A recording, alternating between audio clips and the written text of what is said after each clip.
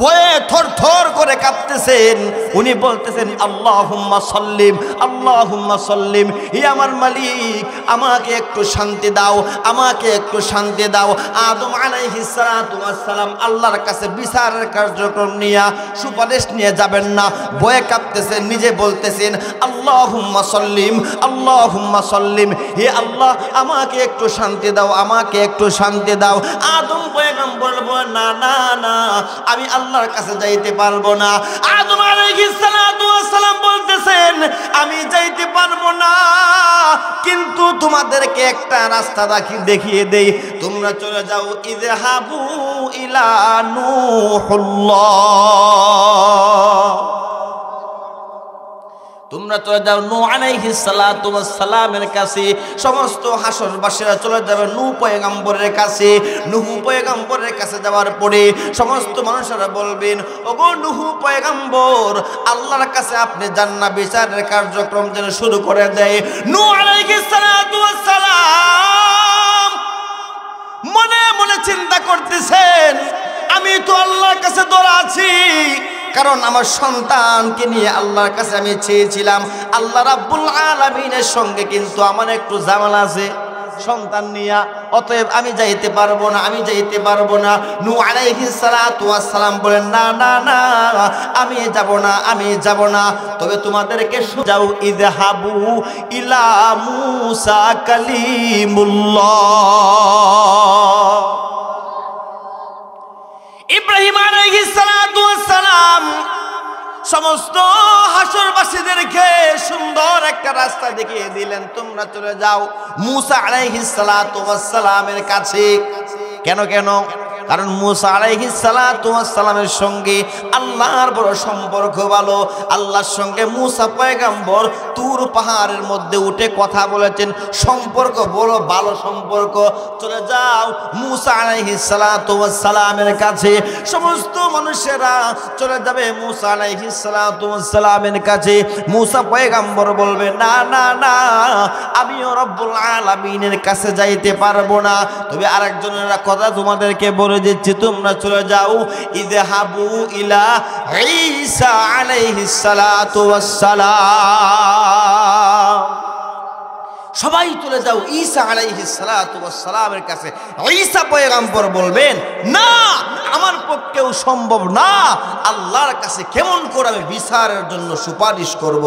এবার ঈসা আলাইহিস সালাতু ওয়াস সালাম সুন্দর রাস্তা দেখিয়ে দিলেন, যেই রাস্তা হচ্ছেন সমস্ত সমস্যার সমাধান। সুবহানাল্লাহ, আর জোরে পড়েন সুবহানাল্লাহ।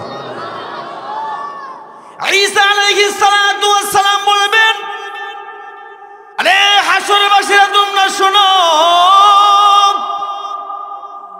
আদম পয়গম্বরের কাছে তোমরা গিয়েছো, আদম পয়গম্বর সুপারিশ করে নাই। নূহ পয়গম্বরের কাছে গিয়েছো, নূহ পয়গম্বর সুপারিশ করে নাই।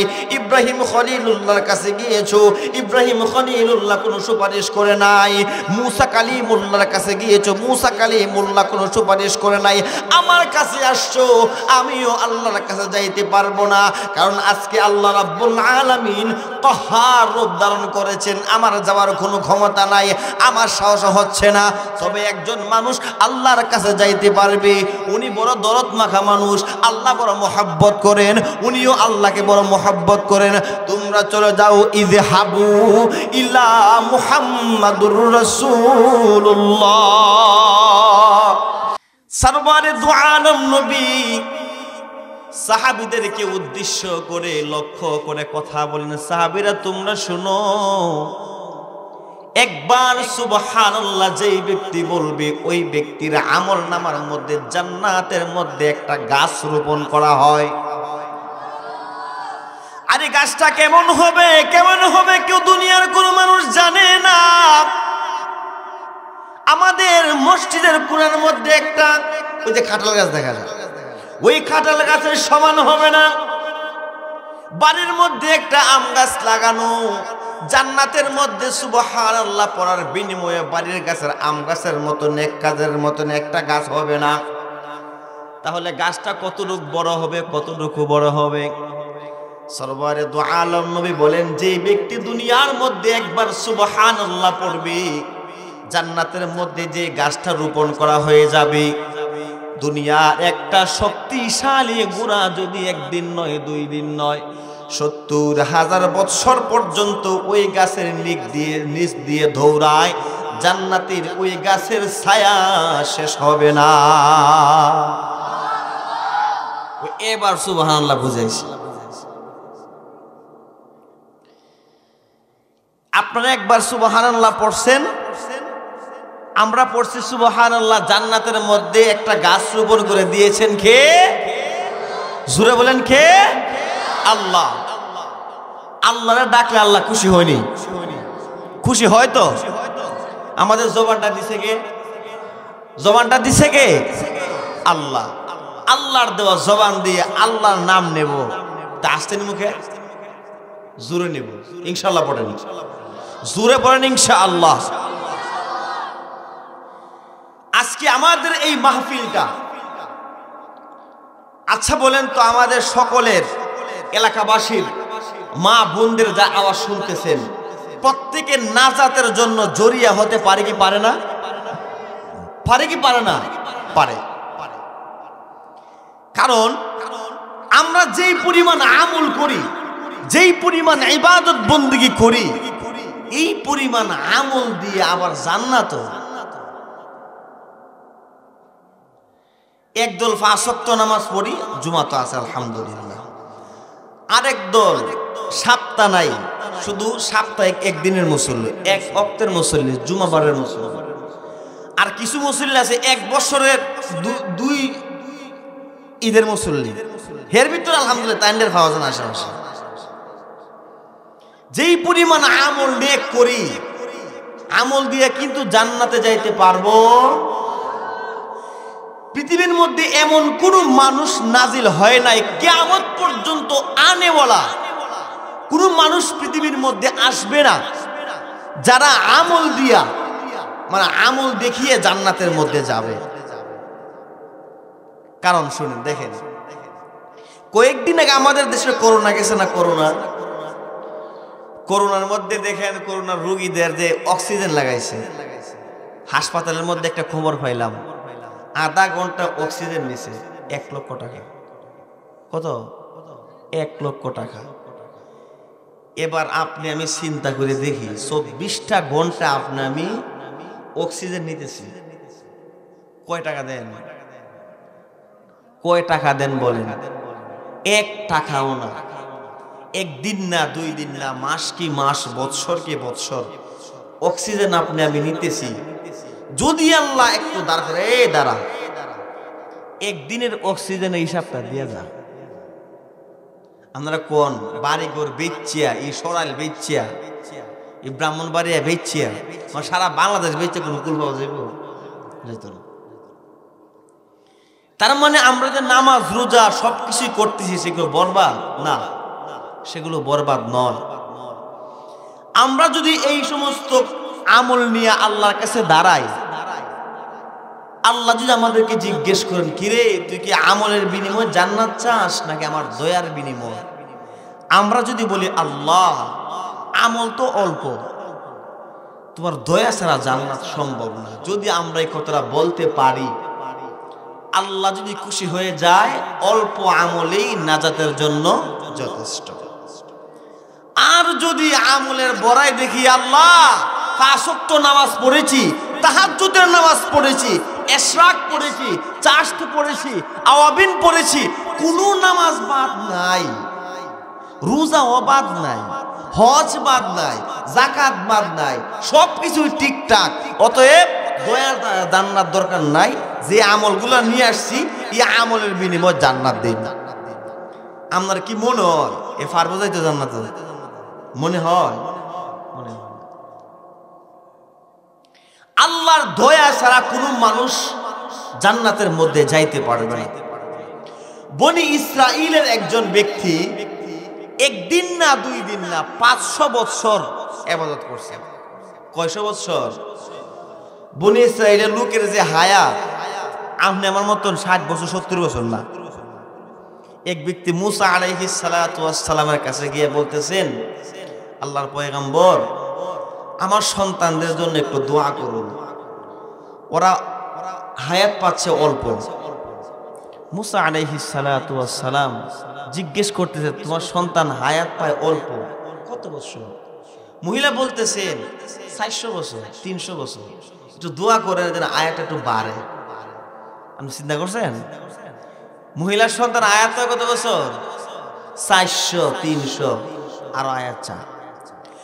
মুসা আলাইহিস সালাতু ওয়াস সালাম ওই মহিলাকে ডাক দিয়ে বলতেছে, মাগো,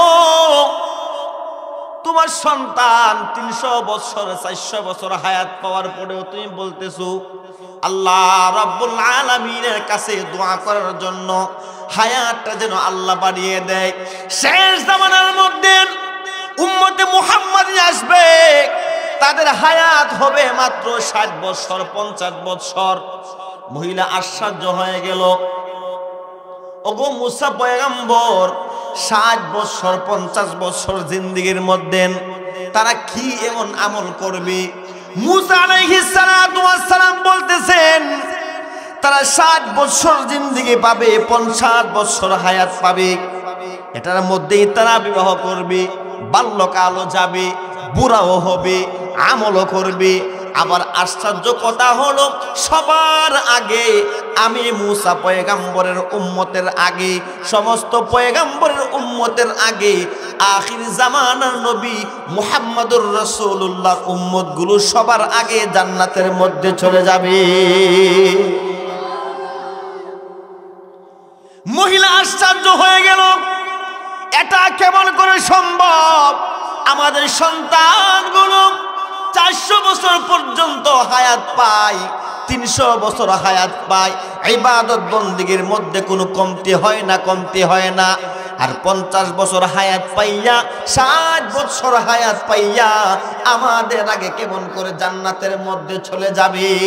মুসা আলাইহিস সালাতু ওয়াস সালাম বলেন, মাগো, আল্লাহ পাক রব্বুল আলামিন আখির জামানার নবী মুহাম্মদুর রাসূলুল্লাহর উম্মতদেরকে এত পাওয়ার দিবেন, এত পাওয়ার দিবেন, এত মায়া মোহাব্বত করেন, যা আমাদের উম্মতদেরকেও আল্লাহ এত মোহাব্বত করে না।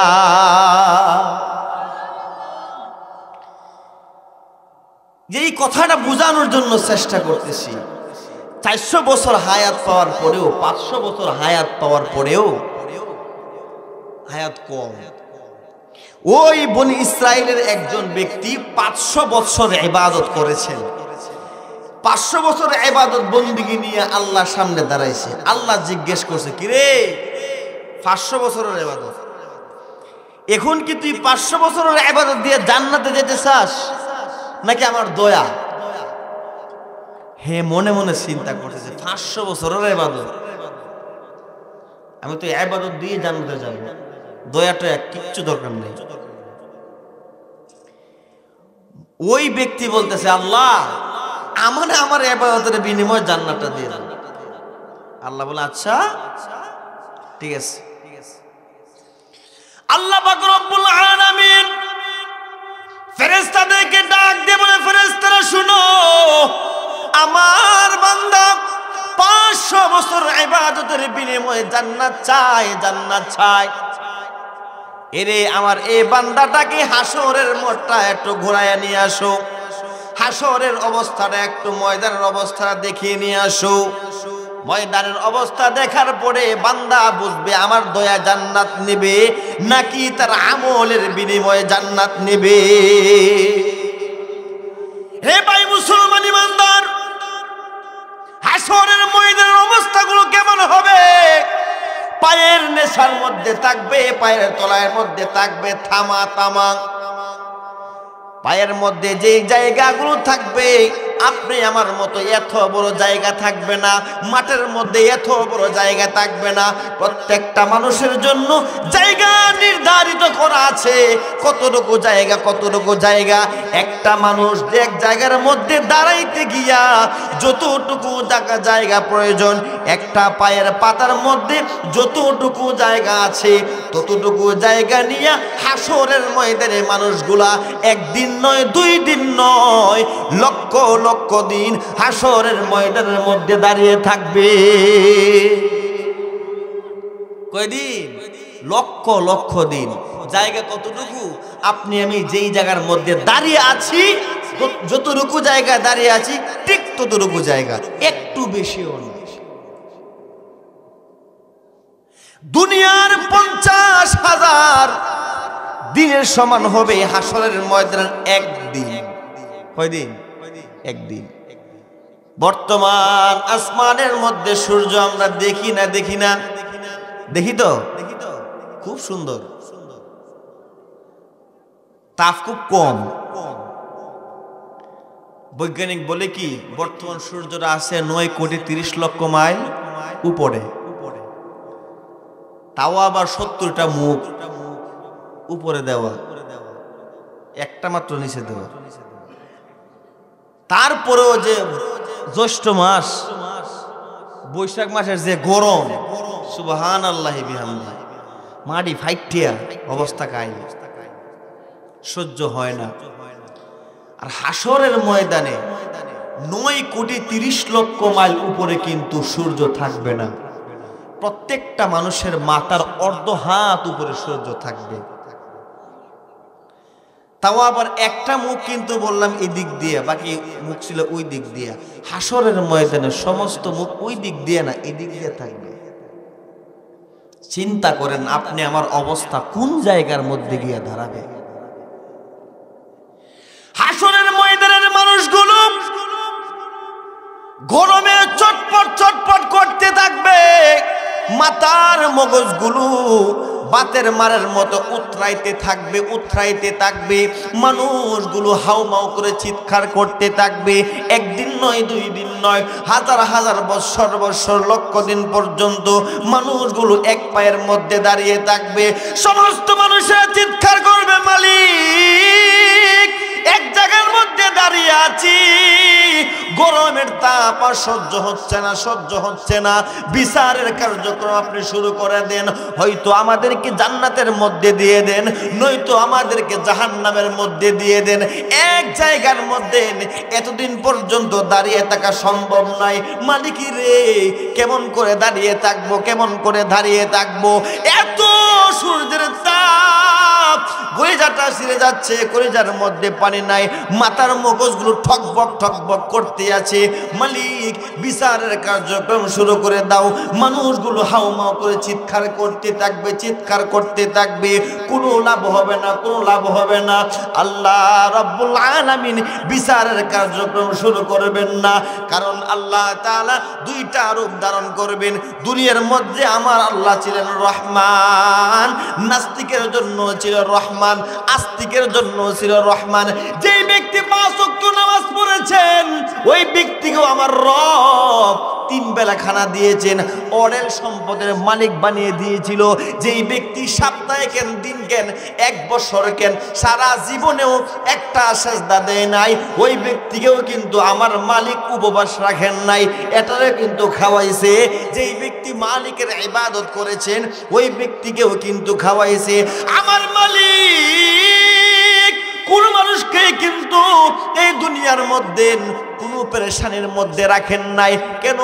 আল্লাহ রাব্বুল আলামিন বলেন, বান্দা আমার 2টা নাম, একটা হচ্ছে রহমান, আমি সবার জন্য রহমান, নাস্তিকের জন্য রহমান, আস্তিকের জন্য রহমান। আমি রবের কাছে যা চাইবা আমি রব কিন্তু তোমাদেরকে সব কিছুই দিব।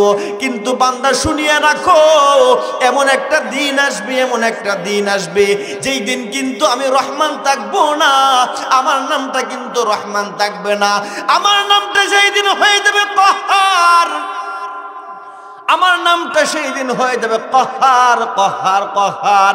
আমি সবার জন্য কহার নয়, যাদেরকে আমি দুনিয়ার মধ্যে আমি আমার নিয়ামতগুলা দিয়েছিলাম, আমার সমস্ত নিয়ামতগুলা দেওয়ার পরেও আমার বান্দা আমার কুদরতি পায়ের মধ্যে সেজদা করে নাই।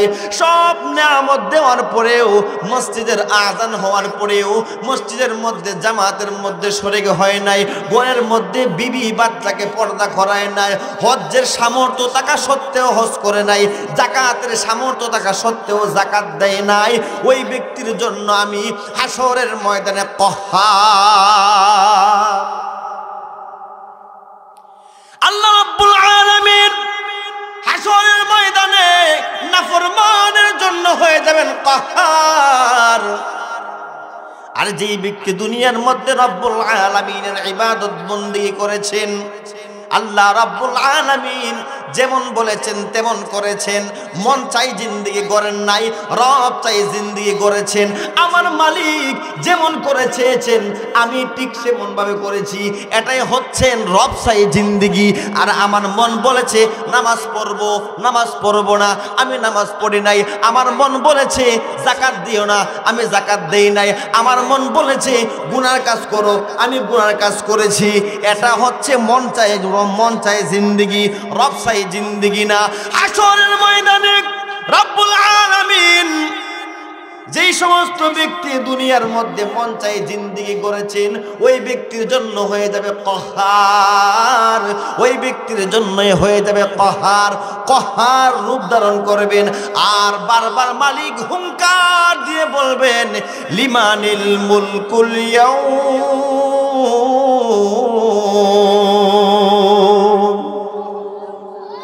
আল্লাহ রাব্বুল আলামিন বলবেন আজকের ক্ষমতা কার, আজকের রাজত্ব কার। দুনিয়ার মধ্যে তোমাকে আমি ক্ষমতা দিয়েছিলাম, তুমি ক্ষমতা দেখিয়েছো, টাকা পয়সা দিয়েছিলাম, টাকা পয়সার গরম দেখিয়েছো। এ বান্দা বলো না আজকের এই ক্ষমতাগুলো কার? একজনের কিন্তু সাহস হবে না রব্বুল আলামিনের সামনে গিয়ে দাঁড়াবে, রব্বুল আলামিনের সামনে গিয়ে দাঁড়িয়ে কথা বলবে। সেই দিন মানুষগুলো হাউমাউ করে চিৎকার করতে থাকবে, বলার কোনো কিছুই নাই। এবার হাসরের সমস্ত মানুষেরা একটা সিদ্ধান্ত নেবে কাকে রব্বুল আলামিনের সামনে পাঠানো যায়, কোন ব্যক্তিকে রবের কাছে পাঠানো যায়। সুপারিশ নিয়ে যেন হাসরের ময়দানের বিচারের কার্যক্রম শুরু করে দেয়।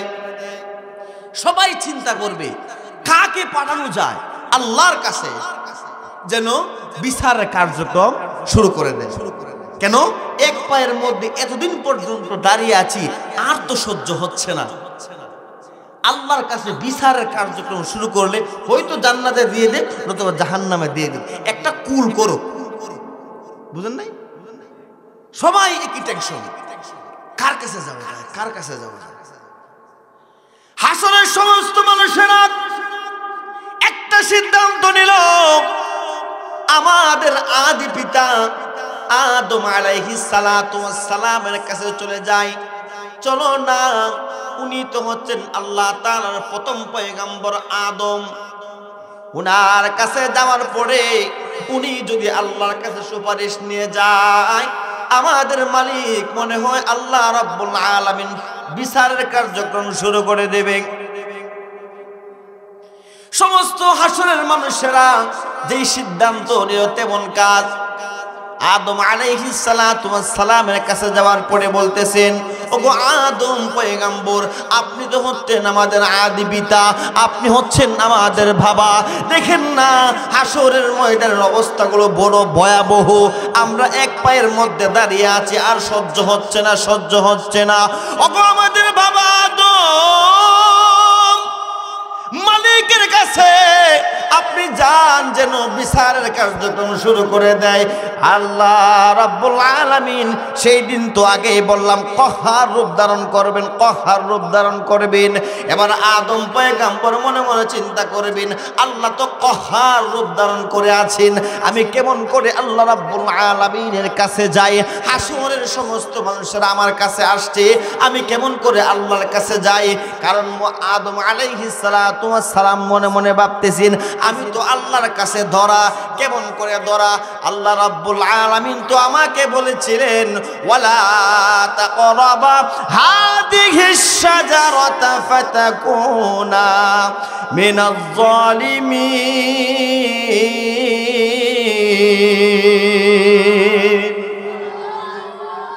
আদম আলাইহিস সালাতু ওয়াস সালাম মনে মনে চিন্তা করতেছেন, আল্লাহ রাব্বুল আলামিন যদি আমাকে জিজ্ঞেস করে, আদম আজকে তুমি আসছো সুপারিশ করার জন্য আমার কাছে আবেদন নিয়া, তোমার কি মনে নাই, তোমার কি মনে নাই আমি তো তোমাকে সব গাছের ফল খাওয়ার জন্য নির্দেশ দিয়েছিলাম, একটা গাছ ব্যতীত।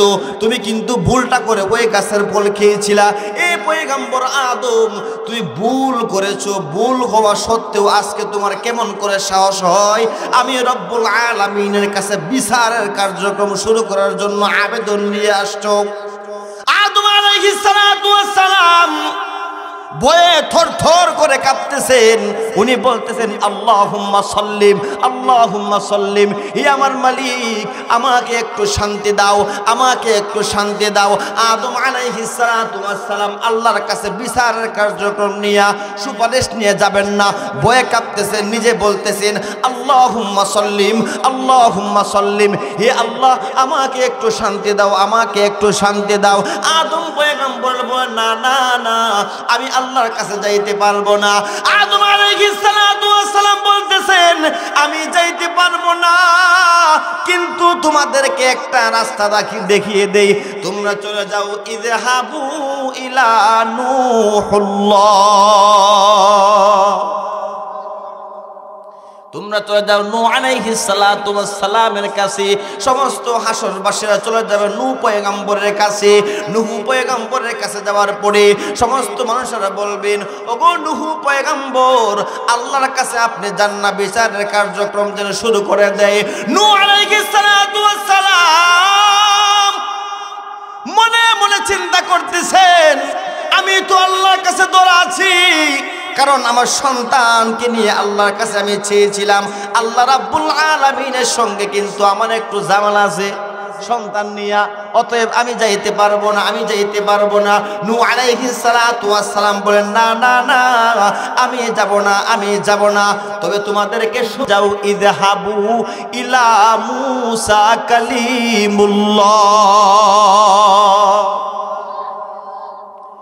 ইব্রাহিম আলাইহিস সালাতু ওয়াস সালাম সমস্ত হাসরবাসীদেরকে সুন্দর একটা রাস্তা দেখিয়ে দিলেন, তোমরা চলে যাও মূসা আলাইহিস সালাতু ওয়াস সালামের কাছে। কেন কেন?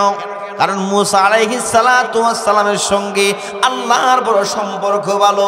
আল্লাহর সঙ্গে মূসা পয়গম্বর তুর পাহাড়ের মধ্যে উঠে কথা বলেছেন, সম্পর্ক বড় ভালো সম্পর্ক।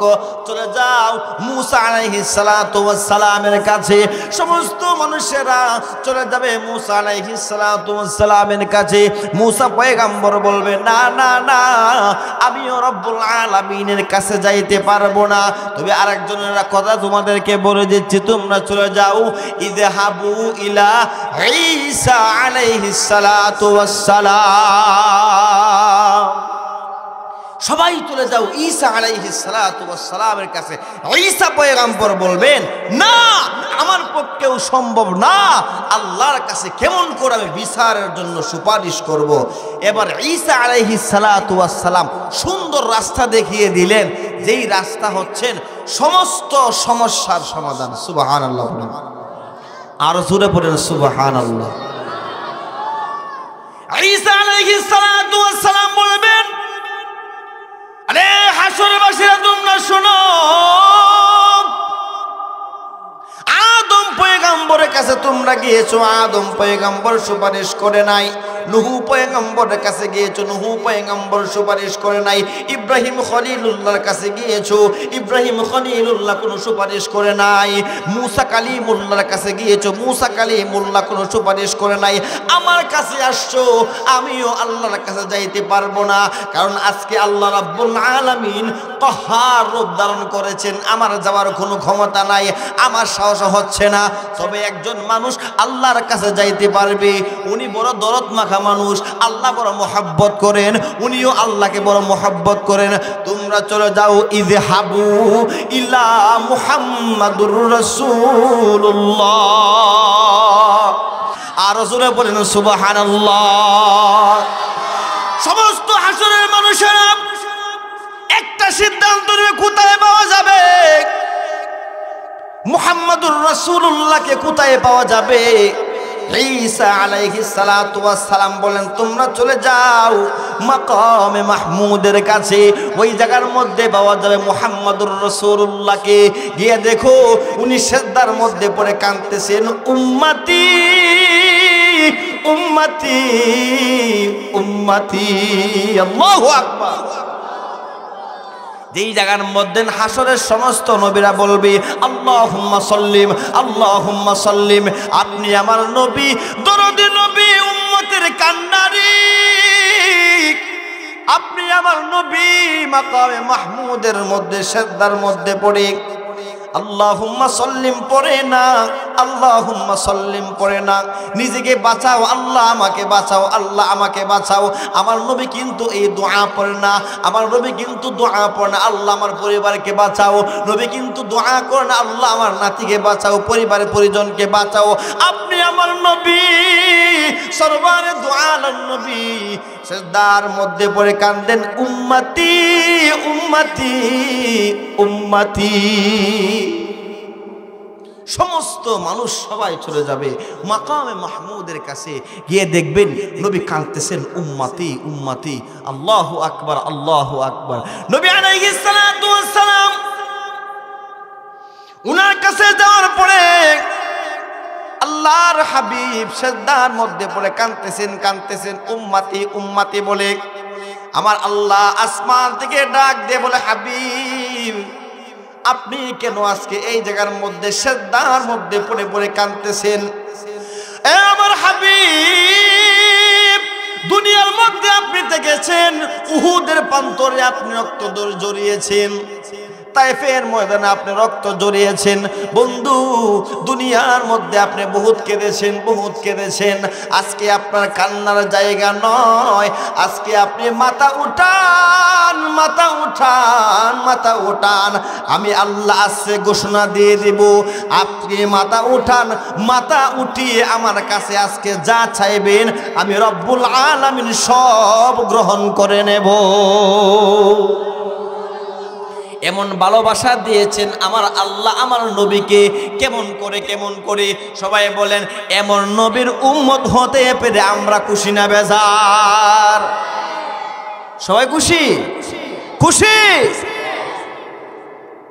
নবী আলাইহিস সালাতু ওয়াস সালাম সিজদা থেকে মাথা উঠাইয়া আল্লাহ রাব্বুল আলামিনের কাছে গিয়ে বলবেন, মালিক আমার গুনাহগার উম্মত গুলো এক জায়গার মধ্যে দাঁড়িয়ে আছে, মালিক রে আর সহ্য হচ্ছে না, আর সহ্য হচ্ছে না, বিচারের কার্যক্রম শুরু করে দেন, বিচারের কার্যক্রম শুরু করে দেন।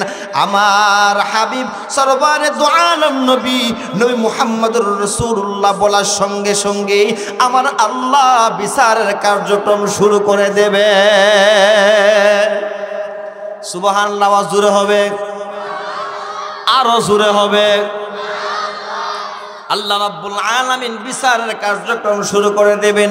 একদলকে দিয়ে দিবেন জান্নাতে, আর একদলকে দিয়ে দিবেন জাহান্নামে। এবার যারা জান্নাতের মধ্যে যাবে, জান্নাতের মধ্যে যাবে আগে নবীরা।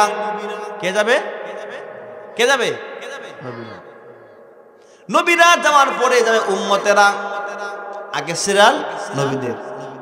জান্নাতের মধ্যে একটা গেট আছে, গেটের মধ্যে দাঁড়িয়ে যাবে নবীরা, সিরিয়াল ভাবে দাঁড়িয়ে যাবে। আদম পয়গম্বর জান্নাতের গেটের মধ্যে দাঁড়িয়ে জান্নাতের প্রহরী, জান্নাতের গেটম্যান যিনি আছেন ওনাকে বলবেন, এ জান্নাতের প্রহরী, জান্নাতের দরওয়াজার গেটটা খোলো, জান্নাতের মধ্যে প্রবেশ করব। প্রহরী জিজ্ঞেস করে, কে আপনি কে? এবার আদম আলাইহিস সালাতু ওয়াস সালাম বলবেন, আমি হলাম আদম পয়গম্বর, আদম পয়গম্বর, আল্লাহ রাব্বুল আলামিনের প্রথম নবী আদম। এই জান্নাতে প্রহরী বলবেন, না না না, জান্নাতের গেট খোলার সময় হয় নাই। ইব্রাহিম পয়গম্বর গিয়ে দাঁড়াবেন, বলবেন, আমি হলাম আল্লাহর খলিল ইব্রাহিম, জান্নাতের গেটটা খুলো, আমি জান্নাতের মধ্যে প্রবেশ করব। জান্নাতের প্রহরী বলবে, না না না, জান্নাতের গেট খোলার সময় হয় নাই। সমস্ত নবীরা জান্নাতের গেটের মধ্যে গিয়ে দাঁড়াবে, সবাই যার যার পরিচয় দেবেন, আমি এমক নবী, আমি এমক নবী, জান্নাতের গেটটা খোলা হোক, আমি জান্নাতের মধ্যে প্রবেশ করব। জান্নাতের প্রহরী ডাক দিয়ে বলবে, না না না, জান্নাতের গেট খোলা হবে না। সবাই কিন্তু জান্নাতের গেটের মধ্যে চলে আসছেন, কিন্তু যেই ব্যক্তি জান্নাতের মধ্যে আগে ঢুকবেন ওই ব্যক্তি কোথায়? এত আসতে সুবহানাল্লাহ। এবার জান্নাতের প্রহরী জিজ্ঞেস করবেন, আদম পয়গাম্বর আপনি চলে আসছেন জান্নাতের মধ্যে প্রবেশ করার জন্য। ইব্রাহিম পয়গাম্বরকে বলবেন আপনি চলে আসছেন জান্নাতের মধ্যে প্রবেশ করার জন্য। ইসমাইল পয়গাম্বরকে বলবেন আপনিও চলে আসছেন জান্নাতের মধ্যে প্রবেশ করার জন্য। মুসা কালিমুল্লাহকে জিজ্ঞেস করা হবে আপনিও চলে আসছেন জান্নাতের মধ্যে প্রবেশ করার জন্য। কিন্তু যিনি প্রথমে আসবেন তিনি কোথায়? তিনার নাম হচ্ছে মুহাম্মাদুর রাসূলুল্লাহ। উনি কোথায়?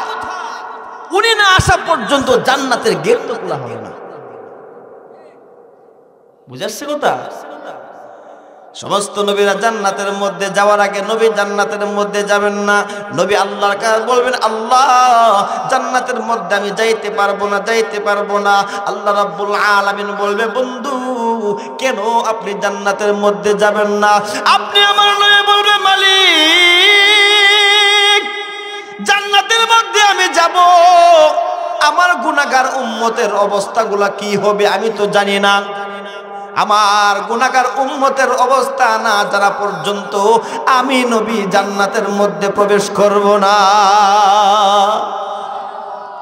আল্লাহ বলবেন, হাবিব গোটা জিন্দেগি আপনি কষ্ট করেছেন উম্মতি উম্মতি বলে, উম্মতের জন্য দান দান ওয়ারক শহীদ করেছেন, উম্মতের জন্য আপনি কত কষ্ট করেছেন। আহারে নবী আপনি আমার জন্য কত কষ্ট করেছেন, কত কষ্ট করেছেন। কয়টা বলবো, কয়টা বলবো? নবী তো নবী হয়। নবী যদি আল্লাহর কাছে বলতেন, আল্লাহ আমি গরিব মানুষ, সম্পদ লাগবো, আল্লাহ সম্পদ দিতেন কি দিতেন না? জোরে বলেন, দিতেন। আল্লাহর কাছে যদি নবী বলতেন, আল্লাহ আমার সুন্দরী একটা নারীর প্রয়োজন, আল্লাহ দিতেন কি দিতেন না? কারণ যেই নবীকে আল্লাহ তাআলা সৃষ্টি না করলে গোটা জাহান সৃষ্টি করতো না, আসমান বানাইতো না, জমিন বানাইতো না, কুল কায়নাত কোনো কিছুই বানাইতো না। ওই নবী যদি আল্লাহর কাছে চাইতো, আল্লাহ দিতেন কি দিতেন না? জোরে বলেন, দিতেন কি দিতেন না? অথচ আপনি আমার নবী সরওয়ারে দু আলম নবী উম্মতের মায়ায়, উম্মতের বেদনায় একদিন নয়, 2 দিন নয়, 7 দিন পর্যন্ত খানা খায় না, চুলার মধ্যে আগুন জ্বলে না, পেটের মধ্যে পাথর বাইদা বাইদা দিনের দাওয়াত দিয়েছেন। কেন?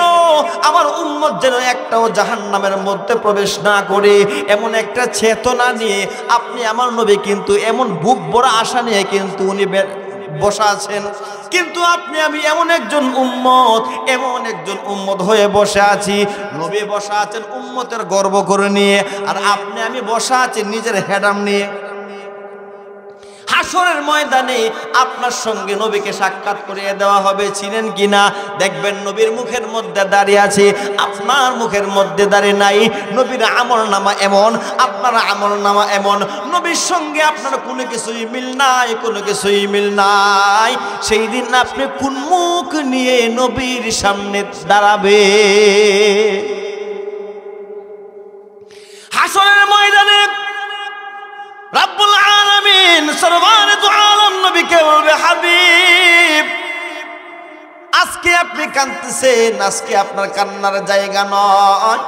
যাকে আপনার ভালো লাগে আপনি নিজে হাতে ধরে ধরে জান্নাতের মধ্যে নিয়ে যান। এবার আসেন নবী, আপনি আমাকে জান্নাতের মধ্যে নিবেন, জান্নাতের মধ্যে নিবেন, হাউজে কাউসার পান করাবেন, জান্নাতের পানি পান করাবেন, সমস্ত মানুষদেরকে পান করাবেন। হঠাৎ করে জান্নাতের পানি যে পান করাচ্ছেন, হাউজে কাউসার দিয়ে পান করাচ্ছেন, হঠাৎ করে পর্দা ফালাই দিলেন, পর্দা ফালাই দিলেন। এবার নবী আলাইহিস সালাতু ওয়াস সালাম আল্লাহ রাব্বুল আলামিনের কাছে কান্দেন, মালিক এতদিন পর্যন্ত উম্মতি উম্মতি বলে কানলাম, আজকে অনুমতি দিলাই আমার গুনাহগার উম্মতদেরকে পানি পান করাবো, পানি পান করাবো। হঠাৎ করে কেনই বা আপনি পানির পান করানোর অবস্থায় পর্দা ফালাই দিলেন? উম্মত আমাকে দেখে না, আমিও উম্মতকে দেখি না, কারণ কি? আল্লাহ রাব্বুল আলামিন বলবে, বন্ধু যাদেরকে আপনি পানি পান করিয়েছেন তারাও আপনার উম্মত। আর পর্দা ফালাইলাম, পর্দার ওই পারে যারা আছে তারাও কিন্তু আপনার উম্মত। দুইটা উম্মতের মধ্যে পার্থক্য আছে, একটা হচ্ছে নাম কি ওয়াস্তে উম্মত, আর একটা হচ্ছে খাম কি ওয়াস্তে উম্মত। দুনিয়ার মধ্যে আপনার নাম বিক্রি করে খাচ্ছে, নাম বিক্রি করে খাচ্ছে, আপনার সুন্নতের কোনো আমল করে নাই, সুন্নতের দ্বারা দ্বারা নাই, সুন্নতওয়ালা জিন্দগি বানায় নাই। আপনার রক্ত মাখা ইসলামগুলোকে মন চাই জিন্দগি বানিয়ে নিয়েছিল, রব চাই জিন্দগি বানায় নাই। আপনার সুন্নতের অনুসরণ করে নাই। এই জন্য আজকে এই জায়গার মধ্যে পর্দা পাঠিয়ে দিলাম। এবার সরবারে দোয়া আলম নয় বলবেন সুহকান সুহকান লিমান গাইয়ারা ওয়াদ। চলে যাও, এখান থেকে চলে যাও। কি অবস্থা হবে আপনার? একটু চিন্তা করে দেখেন তো, যেই নবী নিজের জন্য না উম্মতের জন্য সমস্ত পয়গম্বর, এই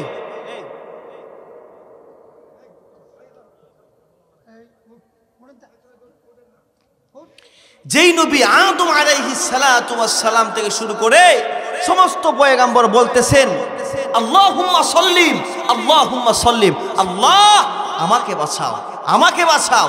ওই জায়গার মধ্যে আপনি আমার নবী কি পড়েন? ইয়া উম্মতি ইয়া উম্মতি ইয়া উম্মতি, আল্লাহ উম্মত বাঁচাও, উম্মত বাঁচাও, উম্মত বাঁচাও।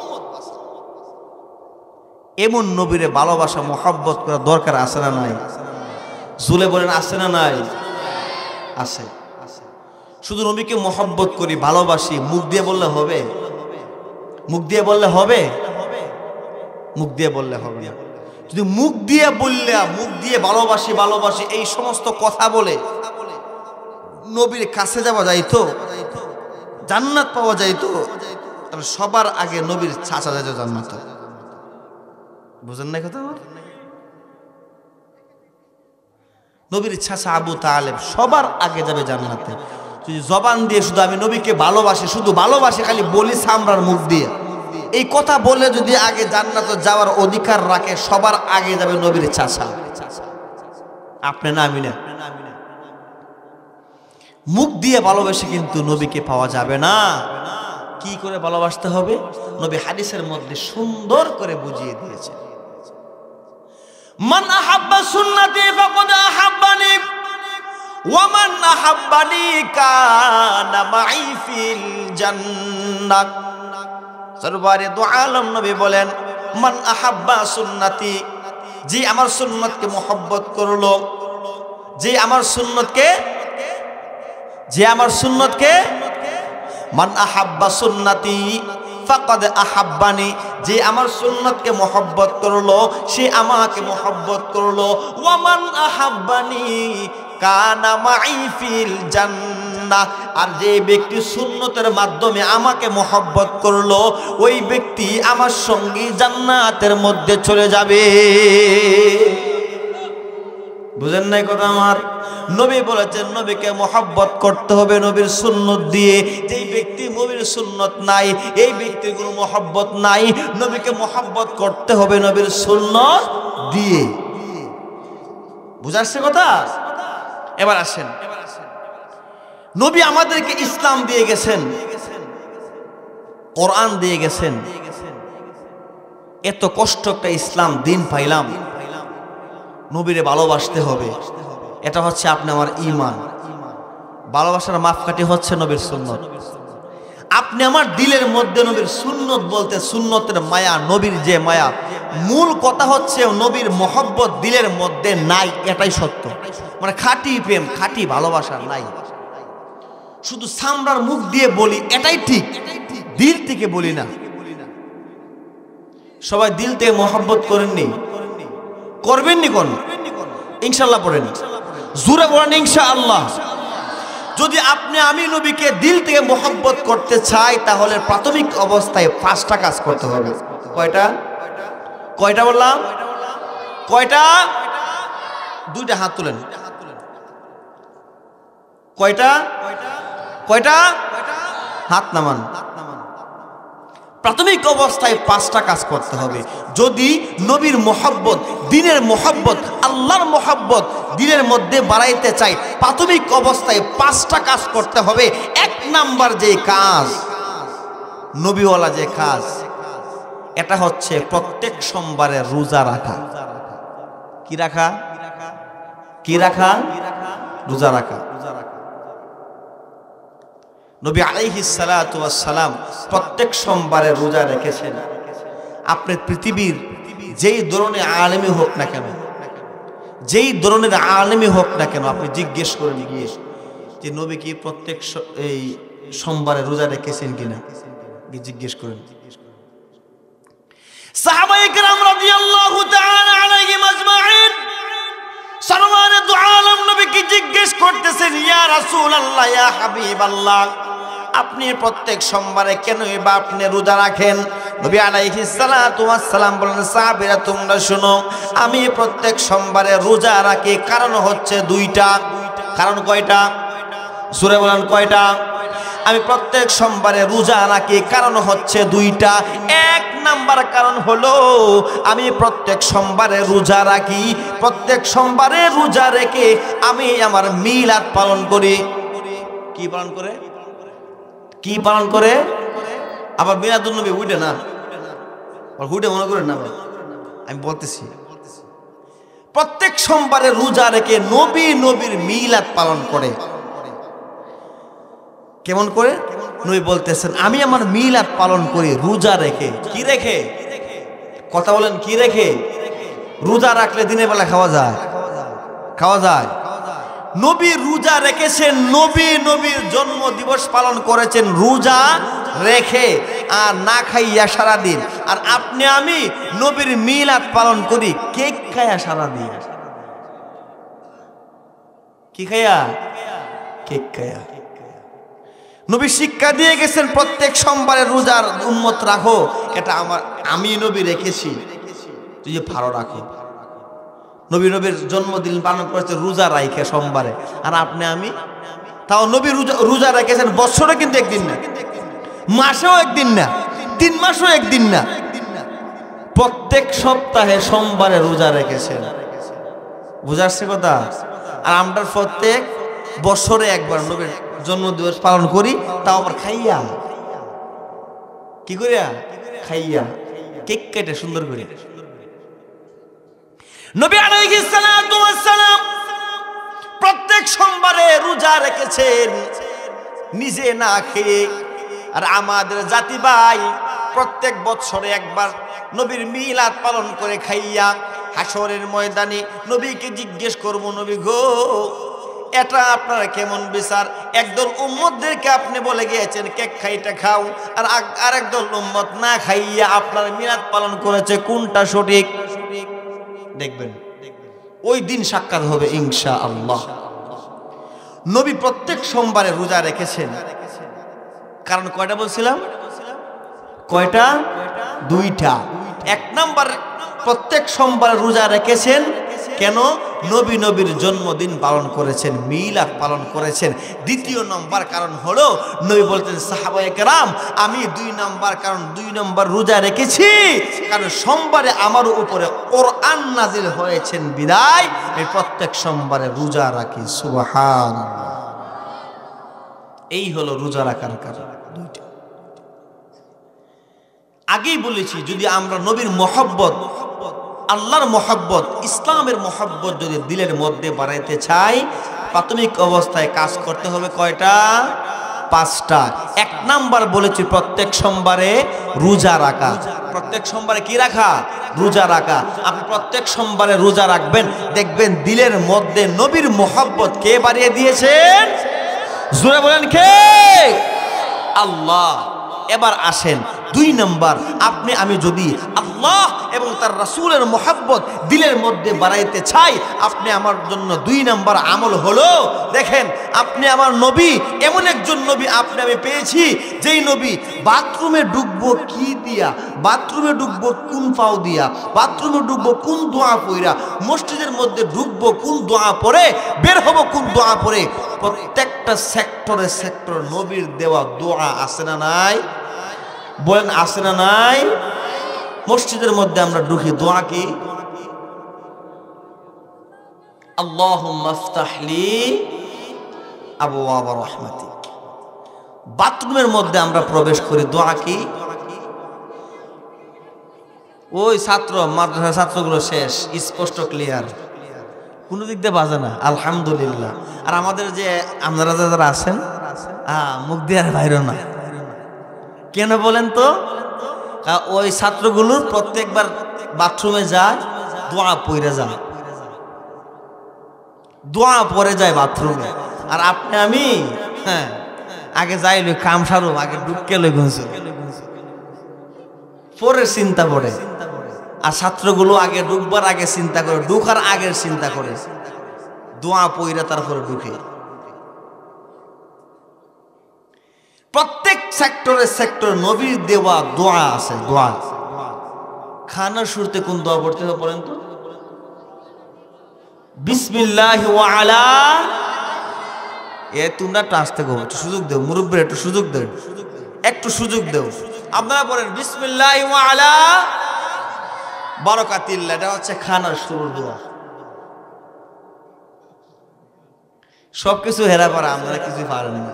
পারেন একটু মানে বলতে, আস্তে আস্তে বলেন আর কি, সবাই পারে। দেখেন এই সমস্ত দোয়াগুলো শিক্ষা করা দরকার আছে না নাই? আছে না নাই? আছে। প্রত্যেক সেক্টরে নবীর দেওয়া দোয়া আছে। আপনি আমি ঘরের মধ্যে খানা খাবো, দোয়া পড়বো বিসমিল্লাহি ওয়া আলা বারাকাতিল্লাহ। যখন আমরা রাস্তা দিয়ে হাঁটবো, রাস্তার মধ্যে মানুষ দেখলে সালাম দেব, এটা হচ্ছে নবীর সুন্নাত। যখন আমরা প্রত্যেক সেক্টরে নবীর দেওয়া দোয়াগুলো পড়বনি, দেখবেন দিলের মধ্যে নবীর মোহাব্বত, আল্লাহর মোহাব্বত, ইসলামের মোহাব্বত বাড়িয়ে দিবেন কে? জোরে বলেন কে? এই হলো 2 নাম্বার। 3 নাম্বার, প্রত্যেক সেক্টরে নবীর সুন্নত আছে না নাই? আগে বললাম দোয়া, এখন বলেন সুন্নত আছে না নাই? আছে। একেবারে আদনা থেকে আদনা ছোট্ট একটা সুন্নতের কথা বলি, যারা আপনি আমি করি, সবাই করি। শিশু বাচ্চা যখন আপনি আমি কুলে নিই, তকি উসমানী সাহেব কথাটা বলেছেন, শিশু বাচ্চা যখন আপনি আমি কুলে নেই, আমাদের সকলের কিন্তু একটা অভ্যাস, শিশু বাচ্চা কুলে নেওয়ার পরে একটা আদর করি, আদর করি না? একটা সুমা দেই না? সুমা দেই তো? সুমা দেই। উনি বলেছেন শিশু বাচ্চাকে কুলে নেওয়ার আগে যদি নিয়তটা একটু পাল্টাই নেই, সুমা দেওয়ার আগে শুধু নিয়তটা পাল্টাবো, সুমা দেব, সুমা দেওয়ার আগে যদি নিয়তটা একটু পাল্টাই নেই, একটু নিয়তটা পাল্টাই নেই। কি নিয়ত? যে আপনি আমার নবী যখন হাসান এবং হুসাইনকে কুলে নিতেন, নবী কিন্তু হাসান এবং হুসাইনকে চুমা দিতেন, দিতেন না? দিতেন না? দিতেন। যখন শিশু কোনো বাচ্চা নবী কুলে নিতেন, চুমা দিতেন না? আপনি যদি আপনার নিজের নাতিরে, নিজের সন্তানটাকে কুলে নেওয়ার আগে যদি এই ছোট্ট একটা নিয়ত করেন যে এই যে নবী নবীর বাচ্চাদেরকে কুলে নেওয়ার আগে সুমা দিতেন, মহব্বত করতেন, নবী মহব্বত করতেন বিদায় আমিও বাচ্চাদেরকে মহব্বত করি, এই জন্যই আমিও চুমা দেব, একটা নিয়ত করছেন, একটা নিয়ত, এই নিয়তটা করছেন, কইরে একটা সুমা দিছেন। কিতাবের মধ্যে আসছে সারা রাত ইবাদত বন্দেগী করার সব আপনার আমল নামার মধ্যে লিখে দেওয়া হবে। এ তো আস্তে সুবহানাল্লাহ বলেন, জোরে বলেন সুবহানাল্লাহ। নিয়তটা পাল্টাবেন বাস। প্রত্যেকটা সেক্টর নবীর দেওয়া সুন্নত। হাঁটবেন ডান দিকে হাঁটবেন, দেখবেন আপনার দিলের মধ্যে আল্লাহর মোহাব্বত, নবীর মোহাব্বত বাড়িয়ে দিবেন কে? জোরে বলেন কে?